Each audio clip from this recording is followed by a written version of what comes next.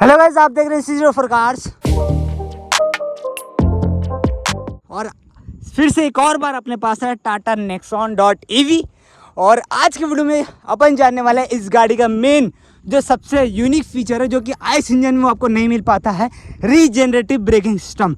आप सभी को जैसे पता है कि हमने जाना था इसके मैकेनिज्म कैसे वर्क करता है, मतलब ईवी कार का जो मैकेनिज्म है कैसे वर्क करता है, वो वाला टॉपिक हमने देखा पिछले कुछ वीडियो में। आज के वीडियो में रीजनरेटिव ब्रेकिंग सिस्टम कैसे काम करता है, क्या ब्रेक पैड का यूज़ होता है रीजनरेटिव ब्रेकिंग सिस्टम में, मुझे एक बार कमेंट सेक्शन में बताना आपको क्या लगता है। तो सबसे पहले जानते हैं मेन रीजनरेटिव ब्रेकिंग सिस्टम होता क्या है। व्हील से ही रीजनरेटिव ब्रेकिंग सिस्टम का मेजर रोल प्ले है। जैसे कि आपको मैंने बताया था मोटर वाले या फिर मैकेनिज़्म वाले वीडियो में कि मोटर किस तरीके से काम करता है, ठीक उसी का जो रिवर्स वर्जन है, मतलब जनरेटर।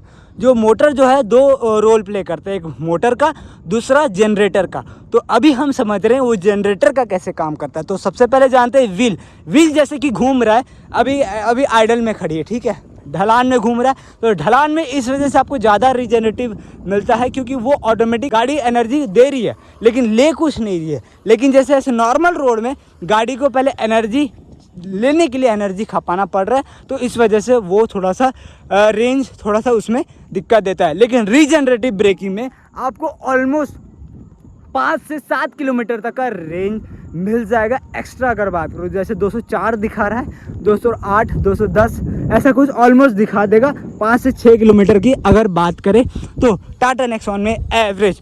और बाकी ईवीज में भी ऑलमोस्ट उतना दिखाएगा, उससे ज़्यादा आपको नहीं मिलने वाला अगर रीजनरेटिव ब्रेकिंग की बात करें। तो चलिए आइए थोड़ा सा गाड़ी को चला के समझते हैं कि एक्चुअल में रीजनरेटिव ब्रेकिंग सिस्टम होता क्या है। तो भाई देख सकते हैं अभी ढलान है और रीजनरेशन लेवल 1 पे है। तो देख सकते हैं ये जो है रीजनरेशन का काम कर रहा है, अभी वही जो मैं आपको बता रहा था ताकि वो रीजनरेशन का काम करे। और जो अभी व्हील पे पूरा जो व्हील से जो है पावर जो मोटर पे जा रहा है और मोटर से जो बैटरी पे जा रहा है। जैसे कि आप देख पा रहे हैं ये जो नीचे जाएगा रीजनरेशन अभी लेवल 1 पे, लेवल 2 पे जाएगा तो और जाएगा, लेवल 3 पे जाएगा तो और जाएगा। देख सकते हैं धीरे धीरे करके बढ़ रहा है। और यहाँ पे जो रेंज भी है वो आपको ज़्यादा मिलेगा 3 लेवल पे अगर बात करेंगे तो। जैसे कि अगर मैं बता रहा था लेवल 1 पे तो आपको ये मिलने वाला है रीजनरेशन अच्छा खासा, लेकिन जो आपको रेंज भी वैसा देगा।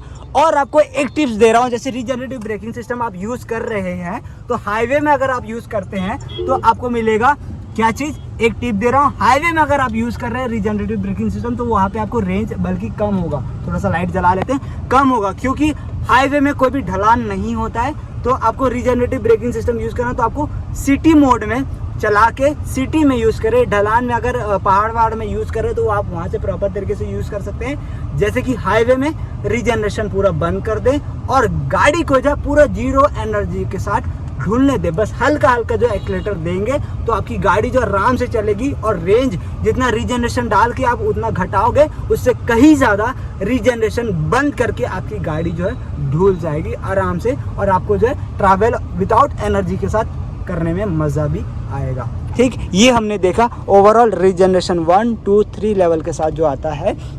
जैसे कि बात करें अब रीजनरेशन का डिसएडवांटेज क्या है। जैसे कि आप अगर बात करें रीजनरेशन को आप बार बार यूज़ नहीं कर सकते। मेन बेसिकली इसको 3 कंडीशन में समझते हैं। रीजनरेशन बेसिकली एडवांटेज मैंने आपको बता दिया। अब डिसएडवांटेज ये जानते हैं कि रीजनरेशन से आप गाड़ी हमेशा ये समझेंगे कि गाड़ी चार्ज हो जाएगी, मैं तो इसी से ही चार्ज कर दूंगा। तो सॉरी, ये आपके लिए पॉसिबल नहीं है पूरा फुल्ली चार्ज करना। रीजनरेशन ये इसलिए दिया गया है कि आप जैसे सपोज करो 25% बच गया और आपको थोड़ा सा और जाना है एक्स्ट्रा किलोमीटर, तो आपको 5-6 किलोमीटर तक का रेंज जो है एक्स्ट्रा मिल सकता है रीजनरेशन से। और रीजनरेशन बार बार यूज़ करना नहीं चाहिए और मैं किसी को रिकमेंड भी नहीं करूँगा। ठीक, रीजनरेशन सिटी मोड में सिटीज़ में बेस्ट है, वो भी लेवल 1, मैक्सिमम लेवल 2, लेवल 3 जानबूझ के दिया गया एक एक्स्ट्रा यूज़ करने के लिए, लेकिन लेवल 1 लेवल 2 तक ठीक है, इनफ है। और उसमें गाड़ी बहुत हद तक जो है रुक जाती है जैसे कि आप देख पा रहे हैं। और मेन रेंज का जो है आप टेम्परेचर कितने पे सेट किए, कंप्रेसर कितना आपको पावर आउटपुट ले रहा है अपने अंदर, उस पर भी डिपेंड करता है। एसी का आप टेम्परेचर हमेशा गिरा के रख रहे हैं, 18, 19, 20 ऐसा रख रहे हैं तो आपको बिल्कुल, हाँ बहुत ज़्यादा गर्मी है तो बिल्कुल आप रखिए, कोई दिक्कत नहीं। लेकिन ऐसे मौसम में अगर आप हाई टेम्परेचर रख रहे हैं, मतलब फुल ठंडा कर रहे हैं अपने केबिन को, तो उसमें भी रेंज का बहुत ज़्यादा इफेक्ट पड़ने वाला है। जैसे कि अभी डिफॉग हो गया था, बाहर से था, इस वजह से वाइपर से क्लियर हो गया, अंदर से रहता तो ये डिफॉग से भी क्लियर हो जाता। तो ये ओवरऑल हमने समझा गाड़ी का रीजनरेटिव ब्रेकिंग सिस्टम, और ऐसे ही काम करता है चक्का, इसमें ब्रेक पैड्स का यूज़ नहीं होता। तो आइए थोड़ा सा मैं एक्सपीरियंस ये भी आपको देना चाहूँगा, चाचा जो गाड़ी ओन करते हैं थोड़ा सा अपना एक्सपीरियंस शेयर करेंगे रीजनरेटिव ब्रेकिंग के बारे में, क्योंकि जो चला रहे डेली रनिंग पे और भी बहुत सारे चैलेंजेस में चलाएं तो वो ज़्यादा अच्छे से बता पाएंगे। तो आपके क्या कहना चाहते हैं, रीजनरेटिव ब्रेकिंग सिस्टम कितना हेल्पफुल है?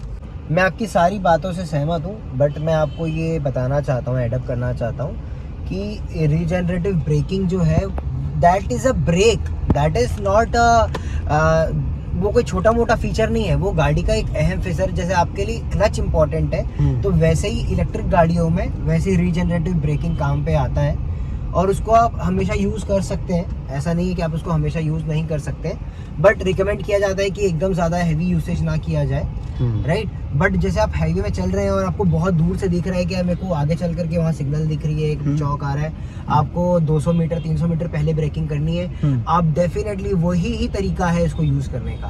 आप जैसे ही ढलान पे जा रहे हैं आपको वही ही तरीका है कि आपको उसको लेवल 1 पे एटलीस्ट आप रख लीजिए, आप उसको क्रूज पे ले जाइए अपने रनिंग स्पीड से कम। अगर वो रनिंग, इसका एक मेथड है कि simply the speed of the vehicle should not be greater than the speed of the rotor, speed of the motor actually, right. Motor की स्पीड से कम होना चाहिए, तभी तो वो मोटर को घुमा पाएगा चक्का, राइट। तो आपको मेंटेन करना है। आप बोलेंगे 100 की स्पीड में रीजनरेशन होगा तो वो कुछ ही सेकंड के लिए हो पाएगा, गाड़ी आपकी फट से रुक जाएगी, राइट। लेकिन आपको लेंदी चाहिए, आपको एक मूवमेंट चाहिए, आपको अच्छा रीजनरेशन चाहिए, पावरफुल देर तक रहे उसका एनर्जी, तो आपको उसको कंसिस्टेंटली कम स्पीड पे लंबे ड्यूरेशन तक खींचना होगा, ताकि वो रीजनरेशन मोड में कम स्पीड पे ग्लाइड करता हुआ धीरे धीरे मेंटेन करता हुआ स्लोप को रीड कर पाए। अगर आप उस स्लोप पे ज्यादा स्पीड कर देंगे तो आपने एनर्जी वेस्ट कर दी सारी, राइट। तो मतलब एनर्जी लेने के बजाय अपन गवा देंगे। This could be called as an art to drive an EV, definitely I would say, because in the last it has been a century and century, like we have been driving the ancestors, I've been driving the petrol and diesel engine cars, but the generation would change now, and it would take a decade, I would say, to master all this.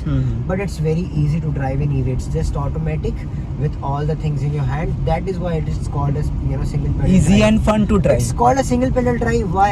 The reason it's just giving the regenerative brakings on your hands. Right, so when you apply, like if, for example, the car is gliding, it is not consuming any energy. You can show it right now. It is not consuming any energy, right? But when I see there is a slope, or there is a like turn coming around, so I need to brake at least for the safety. So what I'll do is, you can show there is no regenerative braking here. So when I need to brake, I'll just put one pedal, so it's regenerative one, and the slope, the area is completely come under my safety. Now I can put on the accelerator. Now I can match up the speed of the surroundings around me. तो ये benefit है regenerative braking system का। अगर आप सोचेंगे कि गाड़ी जो है बिल्कुल पूरे तरीके से रुक जाए तो सॉरी, आपको ब्रेक पैड यूज़ करना ही पड़ेगा, टाइम लगेगा, थोड़ा सा अडॉप्ट करने भी आपको समझ में आना पड़ेगा। दूर से अगर आपने भाप लिया, फिर driving capabilities are very well and आप बहुत अच्छा चलाने की कोशिश करोगे तो आप सेव करोगे। आप इसको पुरानी गाड़ी की तरह इसको आप रगड़ोगे, इधर उधर हर जगह घुसाओगे गाड़ी, तो इसका फन नहीं है। आप उसको बहुत रैश ड्राइविंग हो जाएगी। It's for piece. आप इसको बहुत आराम से चलाएं, चलो के चलाएं, मजा आएगा आपको। तो ठीक है गाइस, होप करता हूँ कि आपको वीडियो पसंद आया तो लाइक शेयर एंड सब्सक्राइब जरूर से कर देना। थोड़ा सा भी इन्फॉर्मेटिव लगा होगा और कौन से टॉपिक में ईवी के बारे में जाना तो मुझे एक बार कमेंट सेक्शन में बताना। मिलते हैं एक और ऐसी नए वीडियो के साथ, तब तक के लिए गुड बाय।